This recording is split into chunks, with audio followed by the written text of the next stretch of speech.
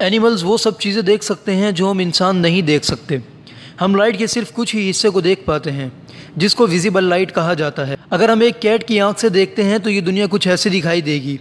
Cats red और green colour को नहीं देख सकती, ये ब्राउन, येलो और ब्लू शेड में ही देखती हैं। बिल्लियों का नाइट विजन हम इंसानों से 6 गुना ज़्यादा होता है। अगर हम एक स्नेक की आंखों से देखते हैं तो हमें ऐसा लगेगा जैसे हम थर्मल गिलास के थ्रू दुनिया को देख रहे हैं, क्योंकि सांप सिर्फ हीट को डिटेक्ट कर सकता है। इनके लिए दुनिया सिर्फ ऑरेंज और येलो कलर में ही होती है। अगर हम किसी मक्खी या मच्छर की आंख से देखें तो हमें फ्लैश की सुपर पावर मिल जाएगी, क्योंकि इनकी आंखें हज़ारों लेंसेज से बनी होती हैं, जिनको ओमाटिडिया कहा जाता है, और इनकी मदद से ये किसी भी ऑब्जेक्ट को स्लो मोशन में देख सकते हैं। और आपको ऐसे ही नए नए फैक्ट्स जानने में दिलचस्पी है तो चैनल को सब्सक्राइब कीजिए।